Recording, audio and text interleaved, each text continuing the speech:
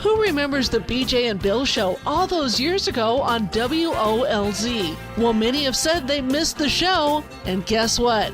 They're back. Welcome to the BJ and Bill podcast. Welcome to BJ and Bill, the podcast, episode number 43, just a part of the Podcast Playground Network. Thanks for joining us. I know that all podcasts drop on a Wednesday morning, bright and early, but today, BJ and Bill recording it's kind of odd. We're actually recording this. Should we tell them? It doesn't matter. We're recording on a Sunday morning, which is a little weird, but schedules just worked out this way. So yeah, it feels weird. It's kind of nice because usually I'm on Sundays. There's nothing really that I watch on television because, well, Get Up and also, Stephen A. Smith, First Take. Neither one of those shows are on the weekend, so I'm pretty well bored. Actually, I think they're doing baseball in London, in England. So I think it's on now. I think it is. I think they were going to start at 10 a.m. Eastern time or something like that. The baseball is trying to do like football, like the NFL playing in Europe and London and all that. So they thought, wow, maybe we can get in on some of that money. So I think they're playing baseball. I think there's a series in London this weekend. I'm not 100% sure on that, but if you're interested. Well, do want to remind people to review people, subscribe. We're on Apple, Spotify, wherever you get your favorite podcast, but those reviews and, those likes and those shares help us climb the podcast ladder, which makes hopefully someday BJ and Bill more money. Well, it's good that you're honest about that. It's good. Well, I'm not going to hold back anything. No, I get it. I mean, we enjoy doing this podcast, but a little scratch every now and again definitely never helpful. hurts. Definitely helpful. As Bill would say, this is our side hustle. Side hustle. It is a side hustle. I have 2 or 3 of them, but yes, this is a side hustle. I get it. I do. Now, I know the listeners won't be able to see this, but we do our show on Zoom because you're in Gainesville. I am, totally not in Gainesville. down by the Mouse House. I'm in Lake County, Florida, and Bill hopefully will be able to see this. My wife wanted me to show this to you. Oh my goodness. Oh my gosh, folks. BJ Odom is holding up a library card from his local Lake County library. Lake County library card. God bless your wife. She worked for Lee County Schools for all those years, so she kind of gets it. So good for her. And now BJ Odom has a library card. Now, has anybody instructed you how to use that library card? I mean, or you can ask for help when you walk in. Just, you should know that the library folks will be happy to help you actually take some books out and bring them home with you so you can read them at home. Now, to get the library card, we had to go to the library. Yes. My wife actually was listening to the podcast and saying, you do need a library card. And she took me to the library. She forced me to get my library card, but I noticed they had a big selection of movies. That they do. Yes. You can usually check out DVDs and stuff like that. Yes. It's a library. They have all sorts of things. Yes. They have computers. Do you know they have like rows of computers where people are just sitting there on computers. BJ, I know that the library has computers. Yes, I know that. But yeah, it's a surprise for you. I know. And they have this area for children, which is like they have story time and all sorts of neat things. Yes. Makes me wish I was a kid again. That's okay. I don't know if they'd allow me at story time or not. Well, no, probably not, especially not nowadays. But I don't. Boy, that opens up a whole can of worms that I just don't want to do. I just thought, wow, you could identify as a 6-year-old, but I'm not sure how that would work. But yes, the library has all those things, and it's awesome, and it's great, and it's fun, and well, I think it's fun. But yeah, go sometime, get a book, try reading sometime. It's awesome. It really is. I might have to do that. They have magazines, right? Yeah, of course. Now you Usually you can't take those home. Maybe some back issues, I'm not sure, but the current ones you can't. But maybe I'll go out. Maybe I'll like go look at a penthouse or something this week. I'm not so sure they have that at the library, but nice try. And this is a true story, and I don't know if I've told it on this podcast before, but literally when I moved here to Gainesville, and that would have been 2 Januaries ago, I, got my, signed up and got my driver's license changed to here, and you get the new driver's license and the picture and all that. I literally drove from the driver's license office to the library because I had my new local ID with my local address and got my library card. And I even told the library lady that, and she was like so thrilled. She's, oh, that's so cool. I'm like, yeah, well, there you go. I'm kind of like a big fan of libraries. So yes. I gotta say, we've been here for about 6 months now, and this is the last thing I came and got.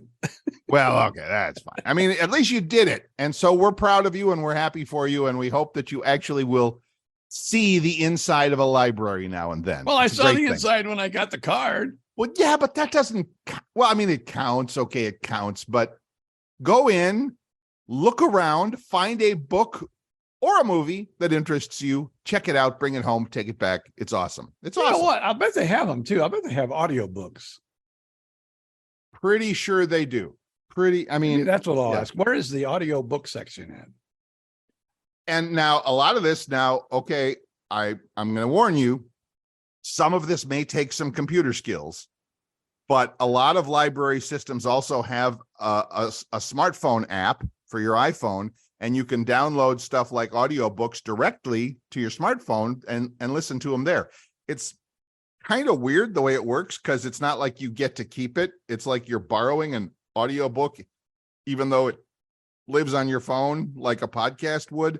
I don't understand how all that works, but it's cool. It's still cool. Maybe I'll have to go in and ask. Give me a reason to go the second time. There you go. Perfect.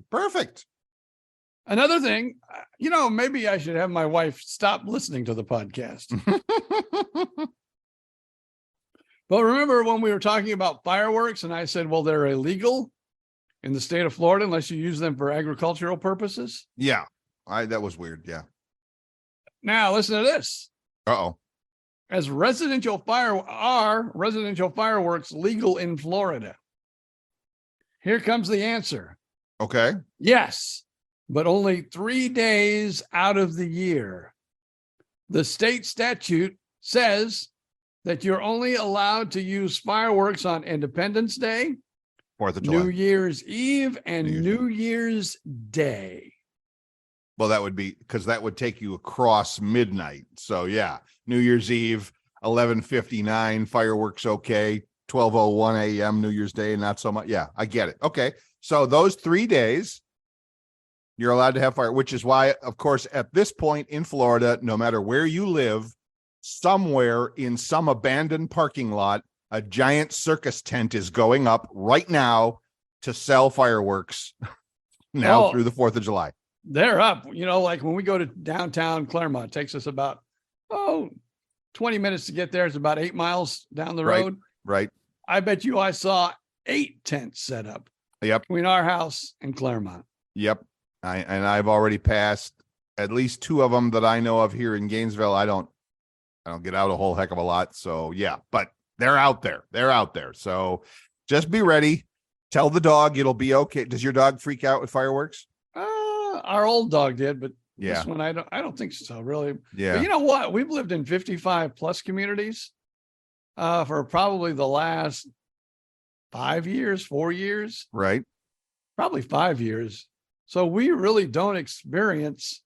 Now I did see, because we have a Facebook page here at the community we live in now. Right. And somebody was asking about fireworks on the Facebook page, which that was fun. That was a fun thread to watch because some people were saying, no, you can't. Yeah, no. What, go to an empty lot. Don't be doing it here. It can land on some. I mean, all the usual. Yeah. 55 plus communities, how they're. Unfortunately. So it was an interesting, but like I said, I've never really heard any of the last 3 or 4 years. So it's really, yeah. I mean, I guess 55 plus, they're afraid they'll blow their brains out or something. I don't know. Now, I will say this though about this community. Our last community, even though, it was a 55 plus, it was mostly 55 plus, more like 65 plus. Right. Older. In Winter Haven. Now, this one is interesting because they allow like 20% to be under the age of 55, but you cannot have children. Now you can have children that would visit, Sure, like for 90 days out of the year. Right. I don't know how they count that. That's 92. You can't let that kid come in the neighborhood anymore. But they do allow people under 55 to live here up to 20% now. Only 20% can. And like I said, there is a no child exemption where, you can't have children only for 90 days. You can't. So if you had a child and you wanted to live with you full time, they could do it if they were older, right. What if you were one of those under 55 younger couples that moved in and then had a child? You'd have to move. Really? That's what they told. Okay. Because I've never heard of that. Well, I shouldn't say never, but that's interesting. That's an interesting way I'm sure there's some legal. Why would a community do that? Why would they allow 20% or a certain percentage under the 55 if it's a 55? Maybe they get some tax break or something. Who knows? Now, I think I told this story when we were originally looking at this neighborhood. This was before my daughter bought her place. Right. And we're in a villa, which basically we're in a duplex. 2 units are next to each other. They're same thing. We were interested in getting a duplex, a double, so she could live in one half and we could live in a half. We'd all, we'd have our own house. It wouldn't be like thoroughway. There are, you can get these houses too, where they call them mother-in-law quarters, but there's, thoroughways where you can go into the main house, where this has a big wall. And so each house is individual, but they're together because they're a duplex. Right. They said, yes, your daughter could move in with you. Move into the one next to you. She could buy that, no problem. But if she ever had children, she'd have to move. Wow. They said you could stay here as long as you wanted, as long as you never had children. Wow. I know. I thought that was kind of interesting too. Yeah, really. That's kind of weird.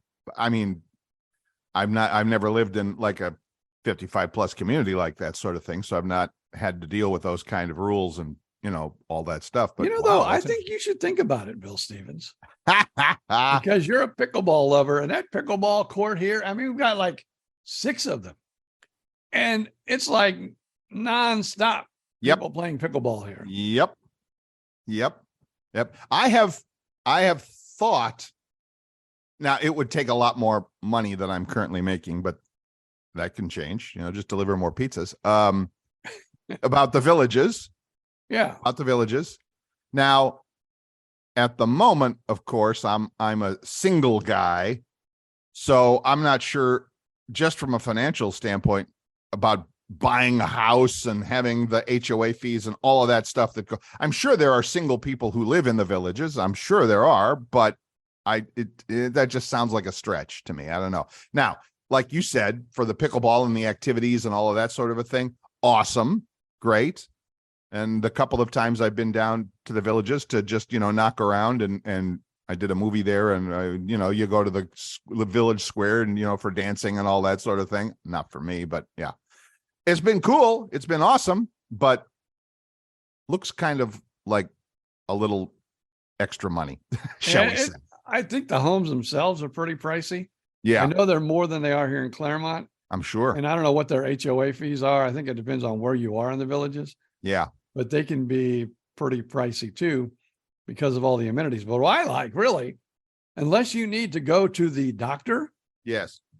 Well, there's probably a doctor you can do this with, like a regular doctor. But if you need like a specialist, like a surgeon or maybe a transplant doctor. Maybe a transplant team. Yes. Yeah, you would need to, leave. But you could get a golf cart and probably do everything you needed to do in your life just with your golf cart if you lived in the villages. You would not need a car. No, you not really. No, especially if you live close to one of the little villages, the little village squares.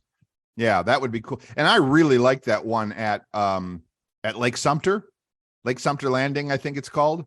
It's super cool. The last time I was down there, I had lunch at the RJ Gators. We used to have one of those in Fort Myers. I don't know if they still did, but Had lunch at RJ Gators right on the water down there, and you walk around. It's just it's like Disneyland for adults. It basically. Hey, believe me, I think they're cool. Yeah.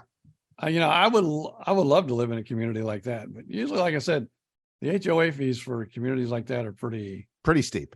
Pretty steep. Yeah. Yeah. And how is it where, I mean, you don't have to tell us community. numbers, but how is it where you live? I mean, did you compare? Did you look around? Actually, because we got the villa, right? Almost everything in our area where I am right now, if you're going to get into a house at the present time, 400,000 or more. Wow. Now the villa, we got into the low 30s. 300s. Yeah. Yeah. Not the third. I wish we could got it in the low 30s. So yeah, you don't have to. Yeah. I'm not, you don't have to divulge any top secret financial information here, but our HOA fee here is a lot cheaper than we had in Winter Haven. Okay. Although the clubhouse was bigger, and had more activities, I believe, but they also gave you cable. They gave you internet. Oh. They did the lawn. Yeah. Where they do the lawn here though too. They did the irrigation. Because we had a villa there too, but we were like 8-unit villa. Right. There was 8 all lined up, but they took care of our irrigation. They did a lot. You got more than you get here, but I like that we're only paying $157 now, but we have what they call, and I don't know if you ever heard of these things either, but a CDD. CDD. What does that stand for? Oh, I don't know if you're paying the government, if it's an extra tax or what. But for like 30 years, you have to pay for all the water piping, the roadways, the upkeep of the lakes, and the preserves and everything. So that's how the developer spreads out the cost to all of you owners for this place, rather than them paying for infrastructure up front. And then, yeah. Okay. All right. I get it. And that's around, I think, $150 a month. On top of the HOA? Yeah. So basically here we have, we're probably paying like, $350 here, a little over $350, but in the other place we were paying like about around $6. Wow. Yeah. But we had, like I said, we had more amenities too. Okay. Well, there you go. And we know how much you use those. Oh, never mind. I've been going to the pool lately, which really shocks myself. Oh, wow. BJ Odom going to the pool, ladies and gentlemen. We'll expect a tanned version of you by the end of summer. No, I don't think so, because I don't get in that long. Okay. And also because it is a 55 plus community, probably a lot of people like me that get skin cancers. There is a part of the pool that has like a cabana. I don't know what you call it, like a tarp, or it's something, like over the pool in a certain section. Cool. Yeah. That's cool. Yeah. So I stay there a lot, or actually I go and get under the roof. It has an overhang, and I usually sit there. You're getting out, you're getting some fresh air, you're getting a little socialization. Good for you. And we have that golf cart, so that's cool too. You're doing you're living the life. You're living the dream there in the gated Florida communities there, BJ Odom. Good for you. And our good friends, believe this or not, we had a couple. And they had small children when our children were small. Right. Of course, our children are grown. Their children are grown. Right. But they lived next to us in 2 different communities in Fort Myers. They seemed to follow us. Huh. Well, actually, we didn't know each other in the first community. Right. The second community we both moved to. And now they just bought a house. Guess what? Like not even a block and a half from us, 2 blocks. They're following you. They're stalking you house to house. But that's cool. Besides comedy friends, and maybe when you were married, you were this way, but I think you were like a smart person. And so is your wife, kind of a smart person. She's a smart person. We have like a dumb person, me, and a smart person that lives in our house. I don't know about that, but anyway. So we don't blend well. Like her friends, she has her girlfriends. Oh. And when I get around them and their husbands, it's like, we get along, we communicate and all that stuff, but we don't like bond, like sometimes bond with a couple, and the guy likes the guy, and they both become, I would say with this couple, we're kind of that way. Okay, cool. I mean, of any of the people she runs around with, it would be, her husband that I get along the most with. Girls' night out. You go on. You go ahead. Yeah, I get it. That's hard. I mean, I'm remembering back to married days, of course, like you said. When we were in Fort Myers, there were probably all of 3 other couples that we were friends, like you said, husband, wife, everybody's friends kind of a thing. There were probably 3 other couples like that. And 2 of them had kids. So that made it that makes it hard. That makes it hard to do that. And, the one couple, the kids were a little older, so it was okay. They were not around, but the other couple was like right in their, baby making days. And that was hard. You really had to plan or to whatever, Now, I will say that all 3 of the guys of the 3 couples of me and the other 2, all 3, we play golf together a lot, just the guys. So that was good. We could kind of, okay, honey, you take the kids for the day and go do your thing or whatever. And so, but I don't think the ladies didn't ever do anything together. In fact, I'm not sure the ladies even all 3 knew each other. But anyway, there you go. Of course, one of those couples that I was friends with was our old buddy Ted Fitzgeorge and his wife, because we lived in the same, for that time, we lived like walking distance from each other in the neighborhood in South Fort Myers. So there you go. Yeah, he was. I mean, I don't know if my wife ever bonded with his wife, but we know each other, and Mm-hmm. we never really hung out, but we knew each other, and right. It was nice. We hung out a little bit with Ted and his wife, because again, they were close, and he would just be like, "Hey, what are you doing? Come on over. We're making burgers or whatever." So we did that a few times. It was good. Yeah. I'm going to ask you a question, since this is kind of a current topic. I'm ready. Would you rather discover the deep sea or space? I don't know. After this week, things are sounding pretty dangerous out there in the ocean, so I'm not sure I want to be going out there. Did you follow that story at all about the little submarine with the billionaires on board, the tourists? I followed it. Yeah, what was that? $250,000 a seat. Yes. That was money they can't say was well spent.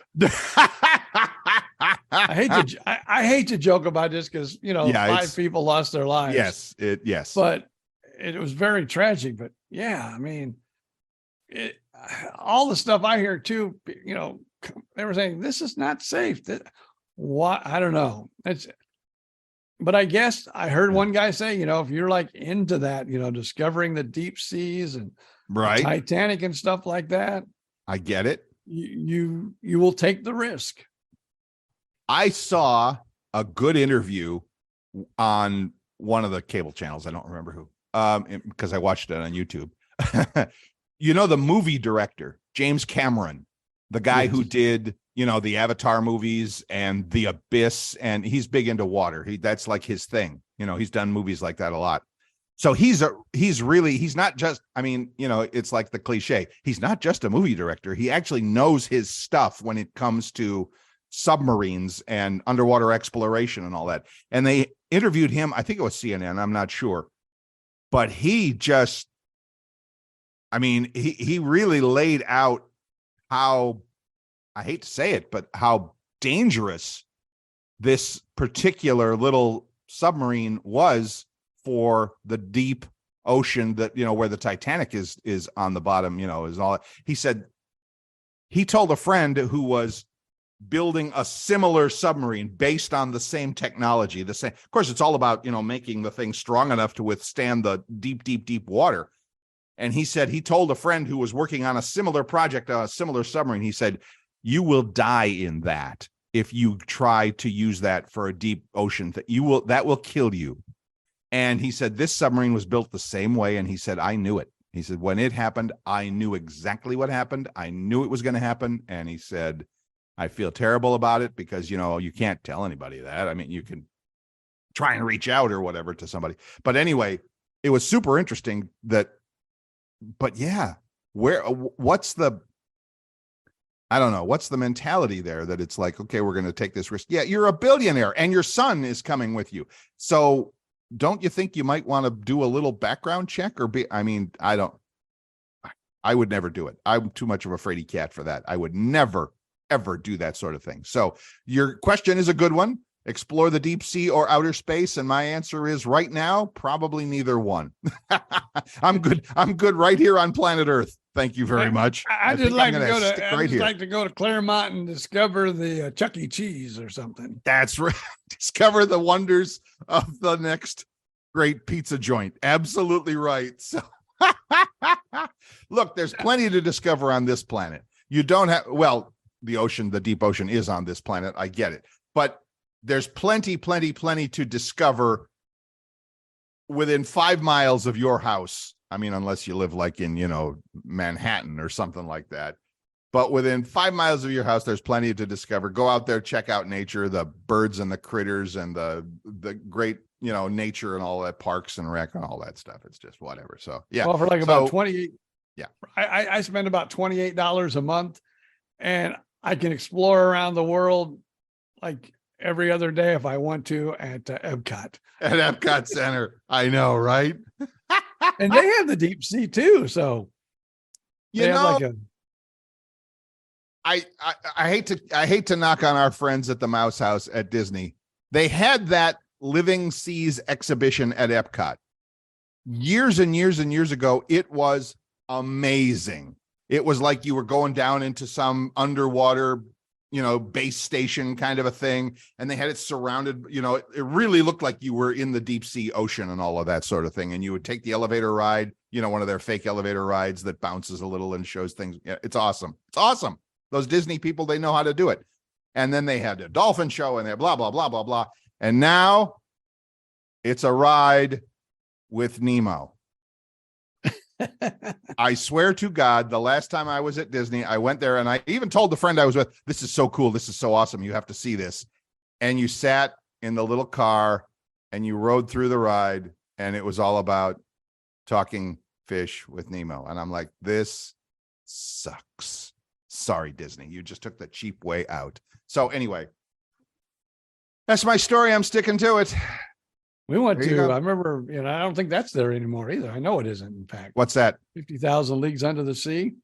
That was as deep as I would want to go. Well, 50,000 leagues is a long way. I don't know how deep that is, but I don't know Alexa, what's a league? Yeah, no, Alexa, how far is a league? Now, Alexa, stop. Yeah, she can't. Sometimes she just. Yeah. She just has a mind of her own. A mind of her own. Right. She's one of those AIs that isn't completely together yet. I know AI. Well, AI is going to take over the world anyway. So, just get ready for that and get ready to just enjoy your retirement, your permanent retirement, everybody. So there you go. Awesome. So we've now trashed Disney World. We've trashed submarine tourism. We've trashed what homeowners they had trashed homeowners associations. They do their job. They're okay. They got a thing to do and they do it. So if I had my choice, but my wife didn't want to, especially if anything ever happens to me or if I'm out or something, right? I wanted to find like a acre plot and put one of those manufactured homes. You talk about that all the time. Be a little trailer trash out there and about an acre of land. That all the time. You should probably just do it. I mean, no HOA fees. No, nothing. That's the problem. No, nothing. You'd be lucky to get satellite TV or something, put a dish in your yard or something crazy like that. I get it. Yeah, I like the idea of being out on my own in the woods somewhere, but there better be a Publix nearby. I mean, there better be a grocery store within at least a 10-minute drive or something. Cause I just don't like the idea of like having to drive 20 minutes into town or 20 minutes, maybe more than that, maybe an hour to groceries and supplies and all that. And then you're living out in the woods on your own somewhere. And I'm too connected to my cable TV and my internet. I just am. I admit it. I'm stuck with it. It's stuck with me. So sorry. Now, I don't know if we're about halfway through in time for a little break here. Pretty close. But let's take the break. And then I have a little internet type cable television question for you, Bill Stevens. All right. We will address BJ Odom's internet. The tech support window opens after this break.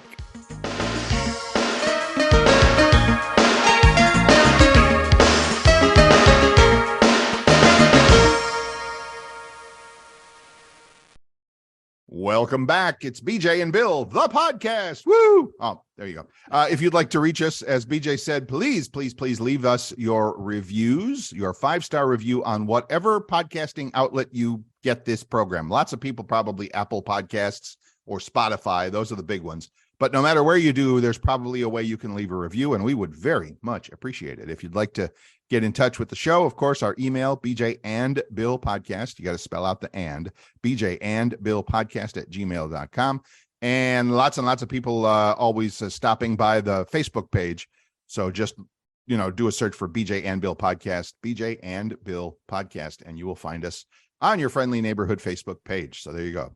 So now, ladies and gentlemen, I wish I had like a Windows sound effect or a door sound effect. The door to the tech support office is open, and here's our first customer for the day. Please welcome back BJ Odom. All right, now here's my IT question for the day. Mm-hmm. Now I've heard that on TV, of course, everybody's always out to save a buck, and I'm no different than everyone else. But like for $30, you can get these things right now. I think it's what is it? One of the mobile companies, the little box that you get, and it gives you 5G internet in your home. Explain that. And does it depend, like where our house is right now, because it is like out in the middle of a jungle, kind of like, right. Our cell phone service is not the greatest here. Right. But I do have, good internet service. Right. So are those boxes any good, even if you have good cell service? Or so what you're both Verizon, and these are the opinions expressed in these comments are those of the podcaster or whatever, but yeah, right, they are of this particular, it's not really an opinion. So what you're talking about, yes, is basically a 5G base station that receives cell phone signal and then broadcasts internet in your house, broadcasting internet. So how much detail do you want? A little detail is worth having on this. Now, I'll tell you right off the bat that if your cell phone service is questionable where you live, you probably won't be able to sign up for that service because you have to be able to get the 5G signal. I'm right on the edge of getting the service. And when I do, it's going to be tempting. It's going to be really tempting. Now, so here's what happens. Typically, Bill's favorite tech support word, typically in your house, like in my house, you have cable that comes to the house, a hardwire cable comes to your house, and it either carries the TV signal or the internet or both, right? In my house, that signal comes in and all it has is all I pay for is internet. So all I pay for is internet. I don't have cable TV. However, I have YouTube TV, which brings you TV over the internet. That's like me. I use Hulu. Yeah, exactly. Right. Any of those streaming services. Well, I shouldn't say that. Yes. Any of those streaming services use the internet. Absolutely, positively. That's how it works. So if you have internet now, not by 5G. If you have internet, you're going to get all that stuff. You have Wi-Fi in the house, you have cable TV, blah, blah, blah. That's all brought to you by internet. How the internet gets to your house, that's the important question. The internet gets to your house and to my house through that physical cable that's installed in the wall, right? Now, 5G is another form of cell phone service that is so much faster and so much more, well, the fancy word is bandwidth, than the old signal, that now you can actually send the internet across by the cell phone signal. So you don't need the cable anymore.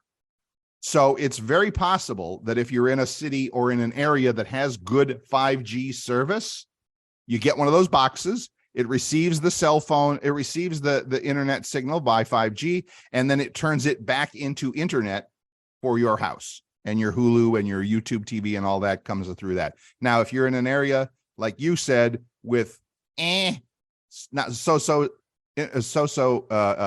service, that's not going to work for you. Like I said, I'm right there. What's happening is these companies like Verizon is the biggest. They're going around and they're replacing all of their old cell phone towers. They're replacing them with these 5G broadcasting towers, which was controversial a year ago because there were some concerns about it. But nowadays it's kind of like, well, what the hell? Here we are. We might as well finish the job. So eventually this whole country will be covered by 5G cell phone service, and the cable companies are going to be SOL and, stuff out of luck, because you can deliver everything that a cable company can deliver with the wire will be able to be delivered wirelessly through cell phone signal. So anyway, but right now you and I are probably both not candidates for that because we're in areas that don't have the 5G service yet. It's coming soon to a neighborhood near you. Now, so there you go. There's the long story short. Now I have a 5G phone. So do I. Of course, I don't have 5G here where we are, but there are times it says the 5G on there, so you're getting the 5G. Right. And I might only have one bar. Right.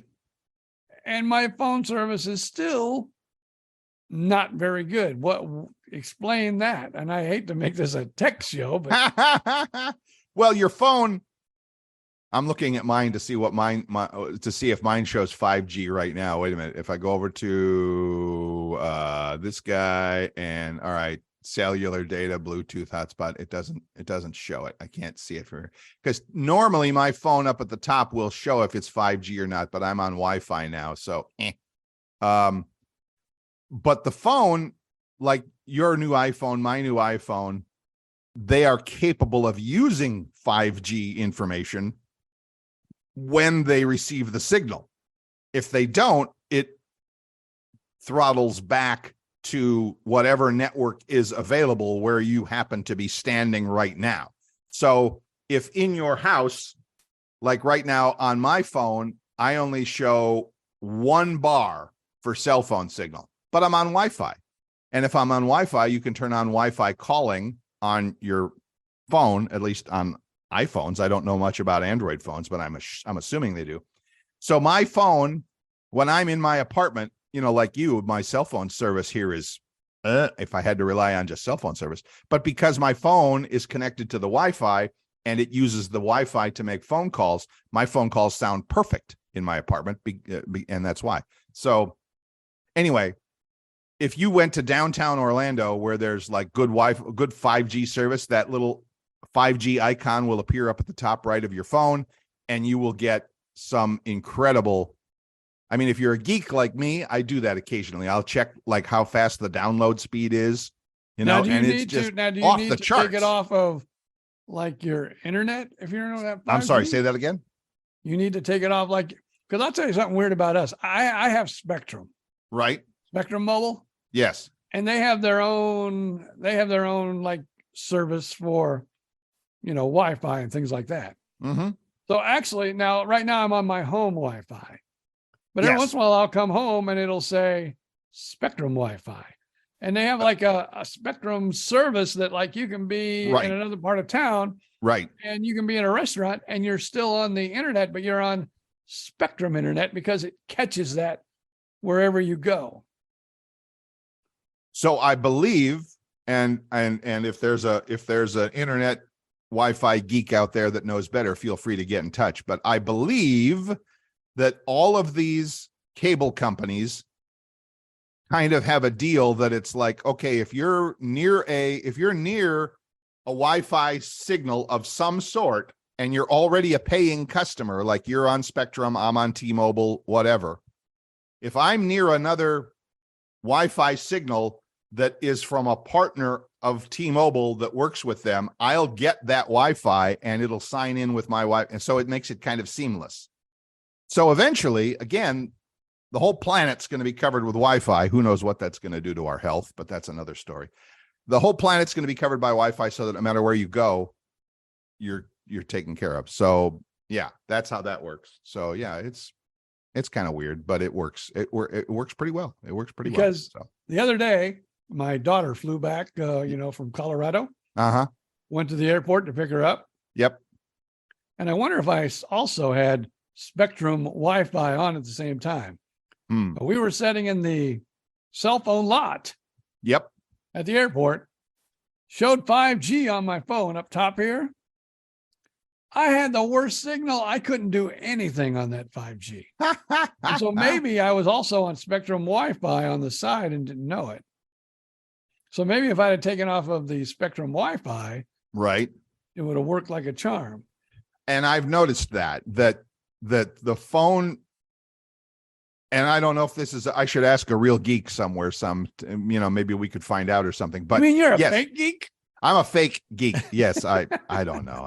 I'm not as up on things as I used to be because technology changes every 20 minutes. So, but I have noticed, to answer your question, that yes, if I'm out in the country somewhere and I'm trying to use a map or something and it's just not coming up or not coming up, I'll go in and I will turn off the Wi-Fi and it'll work better because then it will go back to the cell phone signal. And if it's like you said, 5G, if you're at the airport in Orlando, I guarantee you there's a good 5G signal there. So yeah, turn off the Wi-Fi, see what happens next time, just to try it. I need to go back to the cell lot now.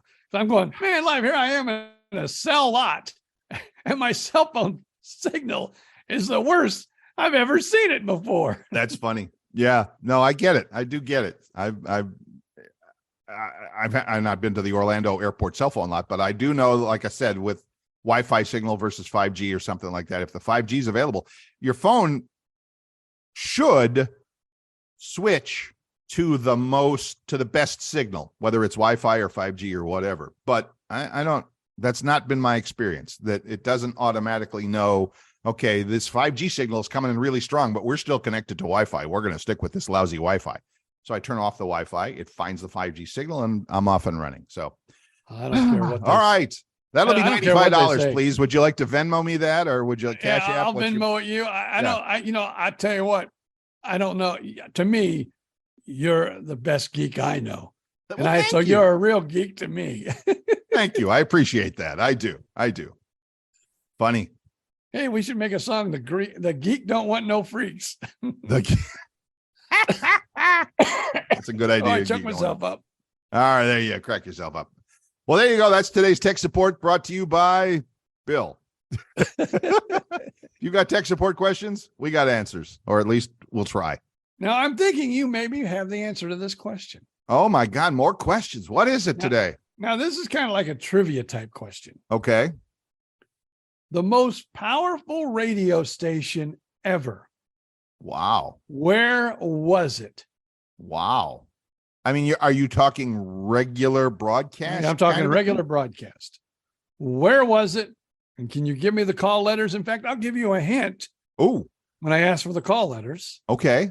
It was in Ohio. You being really? An Ohio boy? Really?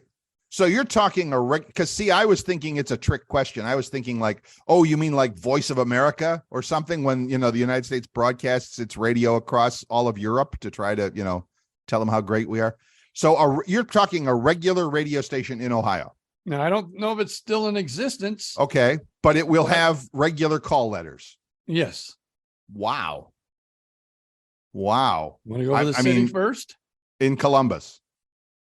No. No. In Cleveland. No. In Cincinnati. Yep. Okay. So I don't know, other than WKRP, which wasn't a real radio station, but should have been. I don't know. You can tell me anything. Go ahead. I don't know if they, excuse. Uh-oh. Oh boy. I'm all choked up about it. WLW. WLW was that in Cincinnati or was that in Chicago? I don't remember. Uh-oh. There you go. WLS was in Chicago. In Chicago. WLW in Cincinnati. Right. Okay. That might have been true. And I've heard those call letters, and I'm assuming it's probably one of those, not the company, but one of those clear channel stations that like there was no competition on that frequency, and it would when it broadcast, it was all over the country. So yeah, I remember that. Yeah, I listen know to that. this. I mean, I know how those work. Is that what you're talking about? Well, people who know radio People who, yeah, you will and me, freak out at this. right? No, oh my God, what kind of signal did it have? Right. It had an 831-foot tower broadcasting at 500 kilowatts. 500. So, I mean, 500 kilowatt. That's not an AM frequency, is it? Maybe it's an FM, but it 500,000.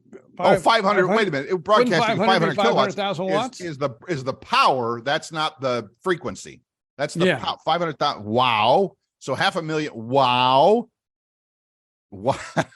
That's amazing. Capable of sending a signal halfway around the world. Wow. That's impressive. Now, the project was designed as a temporary experiment to spread radio waves far and wide, but unfortunately, its immense power and operating costs proved to be too much money. Can you imagine the electric it cost? And if you were near that tower when it was broadcasting that much wattage, you'd get a suntan just standing in the parking lot. I mean, at night. I don't know. The sad thing is, it doesn't say anything about years. Right. When this happens. When it happened. But man. Well, I mean, I shouldn't say that because our audience might be old enough to remember that, but there were radio stations that were, and again, they called them Clear Channel, and it's not the company. It's not the company that BJ and Bill used to work for.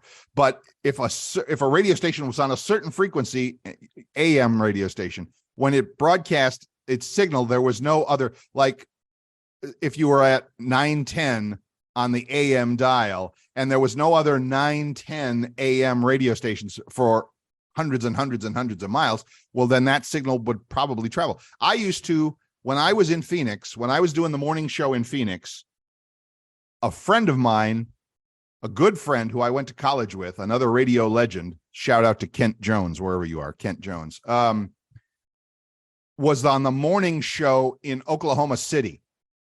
And driving to work in the morning in Phoenix, Arizona, I would listen to my buddy on the radio in Oklahoma City, which had to be 1,000 miles. I don't know how far from Phoenix. Alexa, how many miles from Oklahoma City to Phoenix, Arizona? She should get this one. 960 miles. That's amazing. So I would hear my buddy on the air from 1,000 miles away. Good guess, Bill, because he was on one of those Clear Channel stations that would broadcast across the entire Midwest. So there you go. Well, I remember being a kid living in Indiana. Right. You could get WSM really good. Where were they? That was in Nashville, Tennessee. Now, I don't remember listening to 770, which was in New York. That was a Clear Channel station back when there were WABC. Yep. And I also remember one time going to work, and this was even like back in the 80s. Right. I was going to work one morning when I had to do a morning shift or something. I was at Wink. It was either Wink AM or Wink FM because I worked at both stations. They flop you back and forth every now and again. Right. And I remember that I was going to work and I listened to WLS, the Big 89 out of Chicago. And I'm going, wow, this is so awesome. Oh yeah. Oh yeah. We used to in Cleveland when we were kids, there was a good station in Detroit, which is not all that far away, but it boomed into Cleveland. It was loud and clear in Cleveland all the time. Huh? Was it CKLW? It was CKLW. Yes, it was. Well, so C, for those of you again in the not, boy, we're doing a lot of radio trivia today. C means it's a Canadian station. Yes. So yeah. So East Coast, West Coast. Now, here's your trivia question for the morning, BJ Odom. East of the Mississippi, radio stations are W something, WOLZ. East of the Mississippi. West of the Mississippi, they are K something. Yes. And I worked for KLZI in Phoenix, et cetera, et cetera. There was one station that I'm aware of east of the Mississippi with a K, and what was it? I don't know. I forgot. Oh, no. Oh, no. Oh, way to go, Bill. I know where it is. Yeah. What city? Pittsburgh. Oh, I don't know. One of the very, very, very first. It might have been the first commercial radio station of all time. Alexa, what was the first commercial radio station in Pittsburgh, PA? From FCC.gov. She got it? Alexa, stop. KDKA, on the air, owned by Westinghouse in like literally the 1920s or something. And I believe I remember hearing some of their jingles, and their jingles used to even say, "Listen to what we started," for the radio business, which is so clever and so cute. KDKA Pittsburgh, I think, is still, I'm sure it still goes by those call letters because it's a legacy. It's famous. It's whatever. So, wow, radio history left and right today on the show, ladies and gentlemen. Can you tell me the first radio station in Fort Myers, Florida? The first. I know this answer. Fort Myers, Florida. I would say Wink, but that would be wrong, wouldn't it? No, it was correct. Oh, it is. It was Wink. Wink AM. What's that? Wink FM, AM. Wink AM was the first radio signal in Fort Myers. And do we know when it went on the air, or do you have any? Is that too much trivia to ask? I don't even know if it's still in the building, but there was like a big plaque or something that you know talked about being Fort Myers. It had like. Actually, I don't know if it's still in that building, but, you know, I of course, obviously, I worked in the downtown building when I first went to Fort Myers. And then they moved, you know, in the last 5-10 years. Probably, no, it had to be at least more than that. Probably about 20 years ago, they moved out to the television facility. But I don't even know that. They're not in the downtown, in that rat infested hellhole that you and I worked at. Oh, no, they're long gone from there. Okay. They're out at the television facilities now. Okay. But they had at the radio station, like pictures of, you know, the early Wink AM days with, yes, you know, they like look, you know, all the way back, you know, to like the early days of the studios. Yes. It was so cool. And I surely got them. I got to have them hanging somewhere still. And then they had, you know, the first television set too of Wink Television. Right. And those pictures were just awesome to look at. For those of you who care about the radio or television business, like BJ and Bill do, we're still fascinated and interested in that stuff. No, not so much anymore. People don't really, you know, that's ancient history to them now. If it's not on Netflix, they don't know it, but I get it. This is just two old guys ranting about their history, folks. So it was fun for us. It was super fun. Somebody asked me that one on somewhere online. It's like, oh, you were in radio. Was that fun? I'm like, was that fun? That was the most fun you could have with your clothes on. It was just terrific, but it didn't last, but it was fun while it lasted. And, you know, I still believe there are some fun stations out there. Far and few between, but right. Still let, you know, you have fun and let personalities be personalities, but they are far and few between, my friends. Yeah, they are. Sadly, but truly. Sad for Of course, I remember back in the day too, when you really talk way back radios, when the jocks, especially the top 40 jocks, would always have a little bit of reverb and they would always be screaming into the microphone. I worked for one of those radio stations when I was just out of college. I worked for one of those with my old buddy Kent Jones. He got me the job there. Wow, God bless you, Kent, wherever you are. Back in the day, when everybody talked like this. Oh, you gotta be listening to the radio today because we are playing you the hits. Oh my God, it was the tiny town of Owensboro, Kentucky, on the Ohio River. Just follow the Ohio River down, and, you know, the biggest thing in town was the Red Man chewing tobacco plant. That's where we were at. And it was the tiny little town. The cable television company owned an AM and an FM, and the newspaper owned an AM and an FM. And that was it. 4 radio stations in town. I mean, 2 owners. And so, yeah, we had the AM screaming, shout in your face rock and roll radio station, and we had the beautiful music FM, all on tape, all in the back room, all you had to do was set up the tapes and let them roll. And that was, yes. And I did the news for that station, and it was hilarious because it was all young hippie kids, like you said, that were all just screaming into the microphone. You're going to love this new song. It's like, oh my God. And how many times how many times in your career have you cursed because you were on the AM station and the tapes on the beautiful music FM station ran out, and you go, oh, blinkety blank blank blank. You have to run down the hall to get the other tapes going. Yes, we've all done. Well, all of us in the radio business did that back in the day when we were kids. And now you young kids, you young whippersnappers, you just don't know how good you got it with all this computer stuff. Funny. Those were the days. Those were the days. Those were the days. Oh, well, here we are, just two old men telling the kids to get off our lawn. What are we doing? Well, you know what? We always I'm going to change the subject a little bit. Okay. So young people can hear some goodies. They always say fast food is so bad for you. It is, but go on. But listen to this. Researchers show that doing a complete 180. As much calories and fat, if not more, in a sit-down restaurant than you do at a fast food restaurant. I believe that. More calories, more fat. Now, I believe that. I do.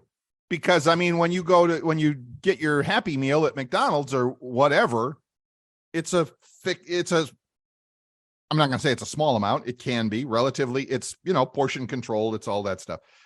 You go to a restaurant and you get a salad to start your meal. Okay, the salad, all right, greens, not bad, but then they're going to drench it in some salad dressing that's, sugar and calories and all of that stuff. And then you're going to have an appetizer. You're going to have that bloomin' onion, which has enough calories to feed a small army. And then you're going to have dinner. And then so yes, a real meal at a real restaurant is probably a lot more calories and a lot more fat. Now, we can have the argument, or we can have the discussion on, is fat good for you or bad for you? Because that's a whole nother story for a whole nother day. But you're right. The calories, the whatever that, because it's just crazy. It really is crazy. So anyway, I know, I get it. I've been watching a couple of YouTube videos from people who actually know their stuff, nutritionists and doctors and stuff. And there's a general agreement that the oil, the vegetable oil, the seed oil that the fries are made in, that the onion, all of that you deep fry food in, that's the worst. That's just goes right to your arteries and just like, nope, we're going to clog this guy up today. So the oils that they deep fry stuff in is bad for you. Oh, now you got to tell Still love my French fries. Still love my onion rings. I know. I can see the look in your eyes. I can see the disappointment. I'm sorry, but that's just the way it goes. Now the other day I'm a fish guy. Right. I love fish. I love cod. And I won't tell you, yeah, I will. Why not? Because I've had this before. Right. Cracker Barrel, and they only serve it on Fridays. Well, they used to have the best cod, right, fish dinner right in the world on Fridays. And was it deep fried? Yes. Of course. But I went Friday to Cracker Barrel. Uh-huh. Maybe it was because it was a different location than where I usually get my fish on Fridays when I get it there. Fish. And the fish was about as thin as you could possibly imagine. But they were big old fat pieces. Okay. Because 90% was breading. Of course. It's like, I would like to taste a little fish in here if I could, please. Instead of just all breading. Oh. And, because I wasn't even realizing it was Friday, really. Right. And we were going to pick up the daughter at the airport. Right. And her flight was running late and the wife was hungry. She goes, let's just stop at Cracker Barrel. I said, that's great. Then when we got there, I go, this is Friday. I can get fish. Cod. Oh, I love the cod. It's my favorite. they delivered that. I ate I'm like, oh my God, there's no cut in here. There's no fish in the fish. I said, could you put a little fish in here, please? That's funny. And Now you're making me hungry. Of course, then I go and I say, you usually when you leave a restaurant like that, and you pay, they go, how was your meal? How was your meal? I was all ready to say, well, I really like my breaded thin sliced fish. Not. She didn't even ask me. Oh, no. But. Uh-oh. I still have my receipt. You can do a review. That's what I'm thinking. I'm going to do a review. Yeah. I know. I used to love your cod, but today at this location, very, very subpar. I actually did. We're coming down to the end of the time, so maybe we'll save it for next week or so. But I actually did that once with a pizza who shall not be named, Little Caesars. And I carried it out of the restaurant, and when I got it home and I opened the box, it looked like somebody had just like thrown a handful of pepperoni onto it, willy-nilly and all that. And I actually got on their Twitter page and I took a picture of it and put it on their Twitter page, and they were very nice. They actually got back to me and can we make it better here? Let's buy you another one or something. So I give them credit. They, that worked. So I may have told that story before, but it sometimes, if the company is good enough or conscientious enough, they will respond to you. So I don't know about a review for Cracker Barrel. Who knows? But yeah. Now we did worth this. A shot. I actually did this about a month ago at a restaurant we went that we usually totally enjoy. And the quality of the service and even the quality of the food was not up to par. Right. So I wrote them a little, on their website or whatever, review or whatever. Right. And if you do it right, not right on the website, where it's going to them. Yeah. They sent me a $20 gift card. There you go. Boy, we'd like for you to try it again. There you go. And that's how it should be. I mean, that's you ask for a review, you ask for feedback. If you get something that's negative, you darn well better do something about it. So yeah, I mean, even us at, I've said I do Domino's pizza delivery 3 days a week just to stay busy and get out of the house. We're very conscientious about that. If somebody calls and says, hey, this wasn't so good, we'll send another one. No questions asked. We will send you another one. So yeah, that's fine. Good for them. Good for them. All right, BJ Odom. Wow. Radio history, fast food history today, HOA fees today. We covered it all. Again, just two old men, just two old guys complaining. It's perfect. Maybe that should be our new tagline. I can't believe they didn't give me some good thing. That's all right. That's okay. I actually saw, did you post it or is the company posting that for us? I actually saw the BJ and Bill podcast post on Instagram last night. That was probably an ad. It might have been. I posted, you mean like our little promo? The little, the little, with the picture, the podcast logo with the picture and the little the little BJ Odom and Bill banter on it. Yes. Oh yeah. I actually did that. Awesome. That's cool. Got all of 4 or 5 likes, but what the hell? It's cool. Now, I don't know how I got this, but I found these groups that are like, promote your podcast. Oh. So I promoted our podcast on like 4 different avenues where you can promote podcasts. You wouldn't believe all the IMs and we can promote your podcast. Of course. I go, we got a company that does that. Yeah, we got a guy. It's called the Podcast Playground. Dun, dun, dun. Shut them up. Come on, guys. We're like professionals here. We're not just fooling around. This is the real thing. Come on. We got somebody in our corner that knows what the hell they're doing. It ain't us. All right, ladies and gentlemen, we appreciate you hanging out. As always, please leave us that 5-star review wherever you get your podcasts, Apple Podcasts, Spotify, whatever. Feel free to cruise on over to the Facebook page, BJ and Bill Podcast, and all of that. So next week, more about 2 old guys bitching about the past. We might have a third old guy. We might have a third old guy next week. We really might. And it's If you know the BJ and Bill show and you were in Southwest Florida, legend. Let's just say legend.